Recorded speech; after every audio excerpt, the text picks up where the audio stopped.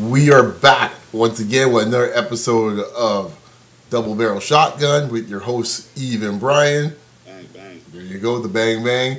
Part of the Beyond the Locker Room network.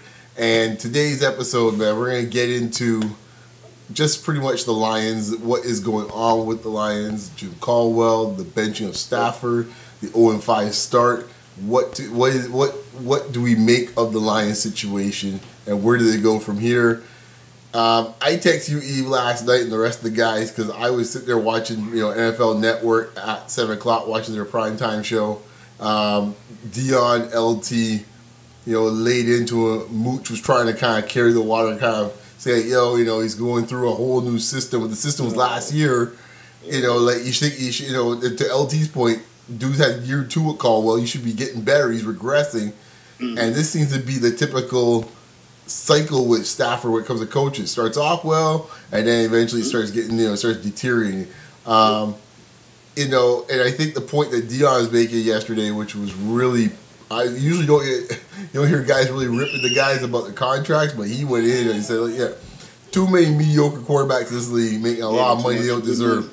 And I was like, wow. And part of it was really interesting because, as he said before, I love the line he said, which is a classic. I don't mess with my man's money unless his games start getting funny, which is a classic line. But he said, but to the point he made, I think there's a couple things about that statement he made was on 2 points. One, I think there is a mindset amongst players in the league that are not in the position of playing quarterback. Thinking that these quarterbacks in this case get way too much money and a tad bit overbloated. I think that was part of the reason why he said so. And LT concurred, obviously coming from the position that's been devalued over the last 5-6 years in running back. So I think a lot of them say, really? We're giving these dudes, and he said about 4 or 5 of them. I know off the top of my head, I can think about 5 of them off the top of my head. That, easily. Stafford being one of them. I mean, Tannehill, Kaepernick. I mean, you keep going down the line. Kaepernick is just, oh my God. You keep going. Signing from the jump, but anyway. Yeah, you know what I mean? And to say, okay, you're paying the money. I get the point that, if you don't pay the money, what are you going to do? But at the same time, at some point, you got to look at the standpoint like how you look at it in the NBA. If you're not going to be in the top tier, then you best be at the bottom tier and get yourself a good draft pick, get yourself a true franchise quarterback. Great. Stafford's been around for, 10 years in Detroit? Oh, my goodness. Stafford, let me tell you something. Right now with Stafford, man, what you're seeing is that you've seen, you know what? The essence maybe on why Stafford is in the United hot is because we've seen the decline of Calvin Johnson, too. Well, it was the point that Dion was making at some point. Listen, I love Calvin Johnson, but right now, if it wasn't for Calvin Johnson being who he was, Stafford is not who he is. Well, hold on. Okay, this is the chicken and egg syndrome. Okay, so is it the fact that Stafford is struggling, is making CJ look worse? Or is CJ, in this case here, maybe you think a decline of his skills is showing, is now reflecting on Stafford's play? Most definitely, because if it wasn't for CJ in the first place, Stafford wouldn't be getting. He ought to be thanking him his lucky stars because he's always the only option when it comes to throwing the ball in Detroit. Right, but I think this case he's getting hurt and Father Time has caught up with him. The licks. I mean, everything. I don't know if Calvin Johnson's slipped that much in this case. I think Stafford's just been brutal. He's been missing games, Brian. Well, he's been missing games. Well, he missed games before too. Not for the last 2 years. Well, the last injury he had last year, which he hasn't really been the same since that. But I'm not saying. My thing with CJ is that even if he's he's 80% of what he was, that's still better than about 90% of the receivers in the league. No, but he's not that same. But right now he is not that same. He's not that same. But my point, But my point to you is it because the quarterback can't give him the ball because they're going to double team him, and if the quarterback can't make the team, then you got to come and learn how to use Golden Tate, who's not really that great anyway. Right. Use Ebron. But he's not doing it with anybody's my point. Use some of the other running backs that you got. He's not using it with. That's my point. He's not doing anybody. I mean, yesterday's game, he threw passes that were 20 yards past the dude who he's throwing it to. He threw almost as many passes to the opposite side that he did his own side. At that point, I don't care what percentage of CJ you're getting. If you're not getting the ball to the players, it comes out of your quarterback at some point, man. No, you ain't bringing it. Well, I'll just say this. I've always thought Stafford was overrated to begin with anyway. I didn't think he was all that hot. I didn't like him in college anyway. So, he was a Georgia Bulldog, I think. But I just thought something about his game was it's not all that stuff. He's basically Jay Cutler. That's in my right. The question is, The question with Stafford was he? Yeah, for a while there, I mean, he and Romo were kind of like two sides of the same coin to some extent, because both had playoff failures, both of them had underachieving teams, both of them put up huge numbers, but always make some boneheaded play at the last second that you say, okay, what the heck's going on? Okay. Now, somehow last year it seems like the quarter turned for Romo to some extent. Call an offensive line. I agree. That is part of it. That is part of it. With Stafford, it seems gone the other way because he too was playing well last year. Like he turned the corner, and now all of a sudden he's gone the other way. I mean, Stafford played pretty well in that playoff game. They didn't lose that game because of Stafford. And so officiating was a little suspect, but they didn't lose that game because of Stafford. Yeah, but you've always had that thing about Stafford. Like, you know, he's a fantasy quarterback. He was a fantasy quarterback. Great. He was a fantasy quarterback nugget. You loved him on that. But when it came down to winning football games and stuff aside, there's something about him that just made you think, it's still Stafford, though. No, I agree. I agree with that. And the only thing I'll go with the Calvin Johnson, which I truly believe in this case, I'll jump in. I'm not sure if you're subscribing to this, but I'm going to say anyways. My thing with CJ is always concerned me, healthy, not healthy.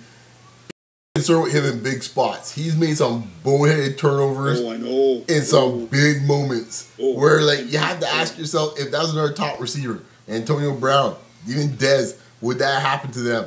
I mean, you go at the goal line play where it's Seattle. Whatever the officials say, which was a blown call by the officials. I'm a Seahawks fan. That's a lousy call. That is a lousy call. And for this to shrug your shoulders and say, like, hey, you know, that sucks. You know, that is from a pure sports fan, that it just leaves a bad taste in my mouth. Right. But I sit there going, like, let's rewind the tape and say, like, look, you're a top receiver, dude. You can't have the ball knocked out of your hand at the 1 yard line. Yeah, man. You know, and he had a couple of bonehead plays last year late in the series too, where it's like he's running routes and he runs up short for the first down. Like things like that, dude, you just can't be doing those things. You're supposed to be a top 5 receiver. You can't. That Georgia Tech University. Whoa. Yo, I think Chris Bosch is seeing you that guy. Yeah. Bosch like, hey. Yeah. Sorry, man. I'm just sitting there going like, what the heck? I mean, like, you know, I'm sitting there going, is the EJ Green doing that? I don't see these guys doing that. That's true. It's kind of funny. It is kind of weird. It is kind of weird, but you know, hey man, I just think that right now he's a great wide receiver, so I'm not taking anything away from him, but I really think that when it comes to Stafford, every time he throws a touchdown, he ought to be thanking AJ. He ought to be thanking Megatron, because Megatron is the one that made him who he is. Well, yeah, okay. So now let's get to the brass tacks of it.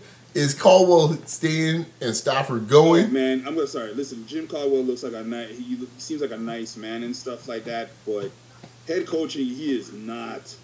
I'm sorry. Okay. Like, I remember when he took over for Tony Dungy after for Peyton's thing. Oh, okay. And he was like the offensive coordinator and stuff.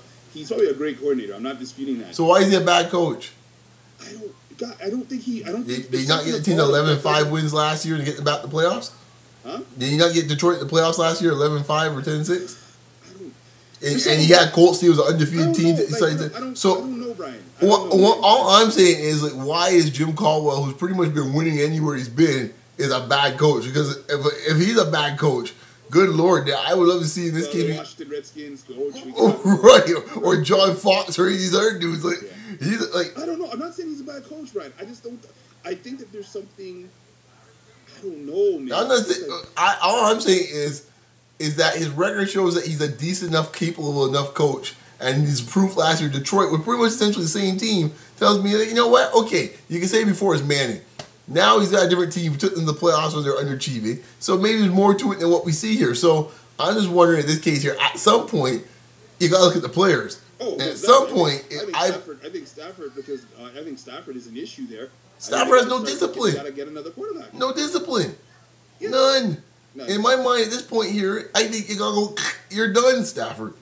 Cut bait. Trade Johnson. Didn't they just sign him to a new extension? Yeah. So big deal. You know, it's the NFL. Nothing's really guaranteed. They'll fire away on that. Well, except with the 49ers, I think the 49ers have probably the smartest type of contract right. when it comes to extensions. Right. The only good thing about half these quarterback contracts we're talking about is made out of funny money. Well, also extensions and stuff. So Stafford, if you have to eat 2 years and you cut him or trade him, probably you'll trade him. Trade him. Because my mindset, I look at the division they're in. They're never going to beat the Green Bay in that division as long as Rodgers play. So why are you sitting around there? And then you got Minnesota coming up breathing out their back. I see you, Judd. I like your young quarterback. I see you. Yeah, I like the deal. Yeah, Minnesota's got a better setup than Detroit right now. Right. They got a big marquee running back. They got a quarterback that's got a level head. And all they need is like a marquee receiver, and they're ready to go. Minnesota's ready to go. You know, so I'm looking at Detroit as like your front four, pretty much has been decimated. They had built up 4 or 5 years ago. Either but do you it. know what though? Unfortunately, with them getting blown up because of the quarterback play, their defense is not that bad. Well, that's considering they lost Sue and then fairly. I should also say something on why they lost Sue. It wasn't because they didn't want to overpay. It's not like they didn't want to pay Sue. It's just that Sue is really not as much as he's great in terms of name wise, and maybe in terms of scheme and certain aspects. He wasn't exactly the most beloved. On his team. I mean, Sue is on his own personality, his own issues. But I can flip this around the other way. Maybe Sue's thinking to himself, I'm going to get paid because I don't see this team winning anything with that Joker's quarterback. And that might be it. You know. Hey, man, but right now, I'm not saying he's Albert Hainsworth right now in Miami, but he ain't making no difference. He ain't being... Well, I mean, someone made a good point the other day. I don't know this Billett or the case. He said, look, I don't put this on Sue. Sue's getting double teamed on every play. He's getting triple play. Where's the dude? Of course. What can the guy do? Where's freaking Franklin in the ends? They're supposed to be these big sackmen. Cameron Wake and the other dude too. Right. Where are they? What the heck? Where are these dudes? So I also think the coordinator doesn't know what the hell he was doing over there too. Oh. Well, let's not go out wrong because Leverhart's killing me with the new coach guy. That was so funny. The guy says, doesn't he look like a guy that looks like he's ready to fight everybody? That's brutal. He's ready to eat iron and spit it out for you. Bomani's killing him too, guys. Let me tell you, Bomani's making fun of him pretty funny too. Oh man, well, I don't know. I think what we come down to in this case is the Lions need to kind of address a whole set of issues. Yeah, I think I think you got to just shot this season. Just burn down the house. First round pick. Yeah, and start all over. Take that first round pick and basically start afresh. Start fresh, man. Start trading dudes to get some picks, man. That's how I see it, man. I hear you. Yeah, man. That's how I see it, man. Sorry, Detroit fans. I gotta tell you what it is, man. That's what it is. And as much, I mean, the team. Nice uniforms, but that's about it.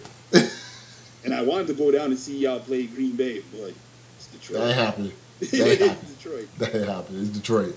And on that note, what you say for it is Detroit.